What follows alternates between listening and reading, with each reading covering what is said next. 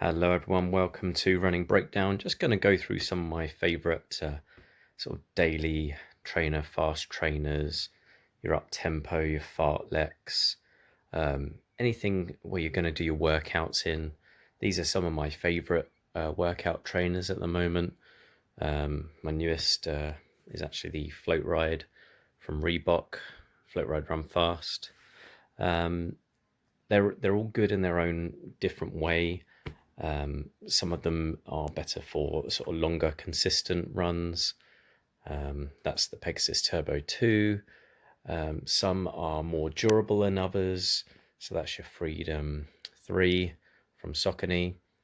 Some are going to be great for sort of going slow and fast, which is the Razor 3. Cushion to weight ratio is great. So it's capable of doing slower miles and then sort of during your fartleks when you need to go a bit faster. This is just going to turn over super fast because it's the lightest one of all four we have here. So they're all good for different things. I will start off with the Reebok Floatride Run Fast. Again, weights are all very similar across the board. The lightest being the Skechers, and then I would say the Freedom 3 is the heaviest, but you're talking about 10 to 15 grams between any of them really, so it's not a massive weight issue between any of them. Floatride's very breathable. The sort of EVA upper here, the upper part of the midsole, gives it stability and pop. When it goes through the stride, that's going to pop off really quick and then go back into shape. And then the Pebax foam, which is very similar to another shoe you might know, which is the Zoom X of Nike. It's a firmer version of it. Doesn't have as much, not as much cushion, but it doesn't compress as much, so it retains its shape a bit better, which makes it better for cornering, which is why I'm going to suggest this shoe is actually better for track. So anything on the track, did it today, worked out really well, takes the corners really well. All these little nodules here, little cutout sections, just to add a bit of stability, stop it from moving too much when you're going around the corner there on the track. So perfect for that, great pop off. I was actually surprised it felt a lot, not a lot faster, but it felt like you were going through your stride a lot faster than, say, the Pegasus Turbo 2. It definitely felt lighter through the stride than the Freedom 3.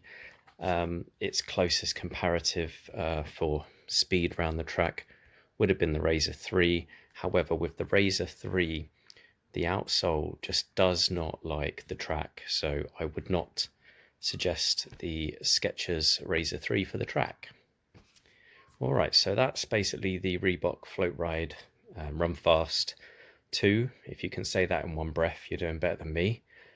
So yes, great for the track, great for those sort of fast workouts. I don't know if I'll be using it too much for longer runs. However, I still have to do more testing on this. So I'm going to give you an update on this a little bit later on. All right, so let's go on to Pegasus Turbo 2.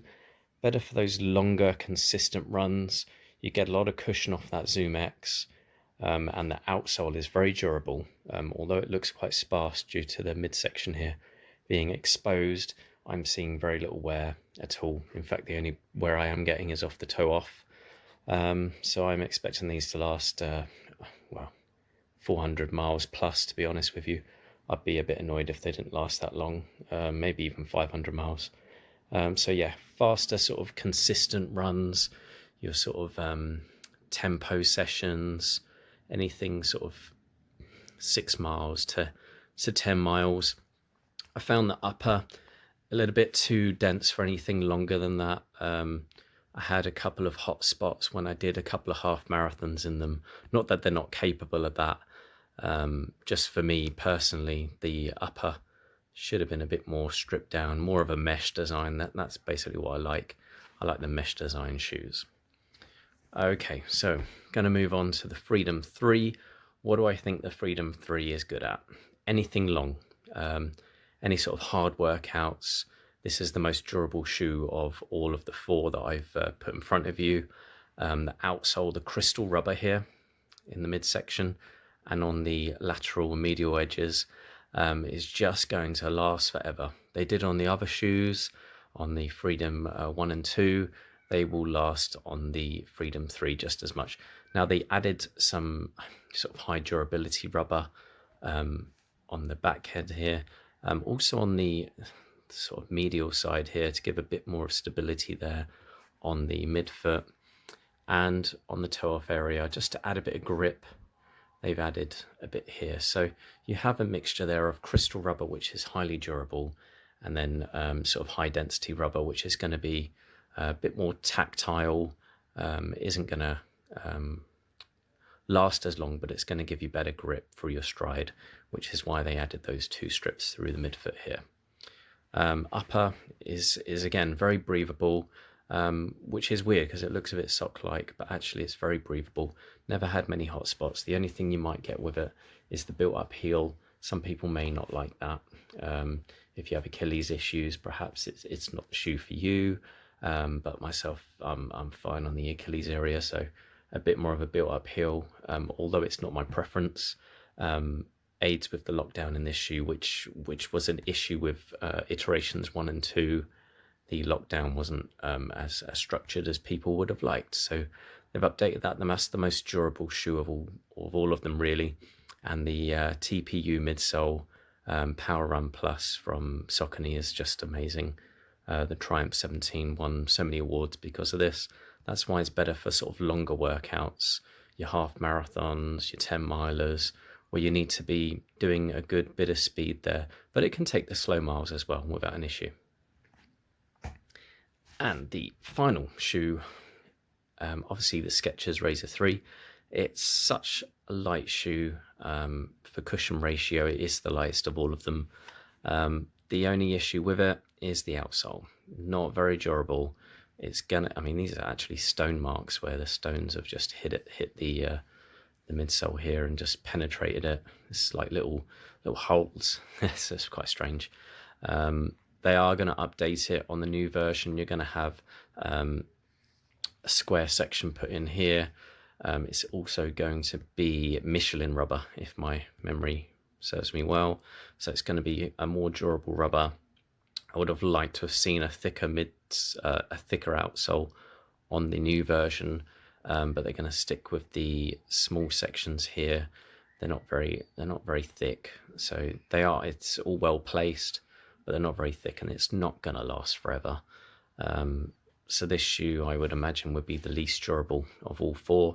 However, it's possibly the most fun out of all of them, because you can just drop the pace down. The cushion comes in. This hyperburst midsole is beautiful, and then it just kind of this nitrogen infused EVA. So it's very light cushion weight ratio. And then the upper here is like a dual mesh, very similar to like the Turbo one from Nike. Bit more breathable though, and better fitting. So yeah, other than that, that's the least durable shoe. So there you go. That's my rundown of all my tempo shoes, what I'm using for workouts, and the newest partner to the crime lot here is the Reebok floatride Fast. So yeah, that's it. That's all the breakdown. Hopefully it helps you out with your sort of shoes for the future, what you might be picking, and hope to catch you all soon.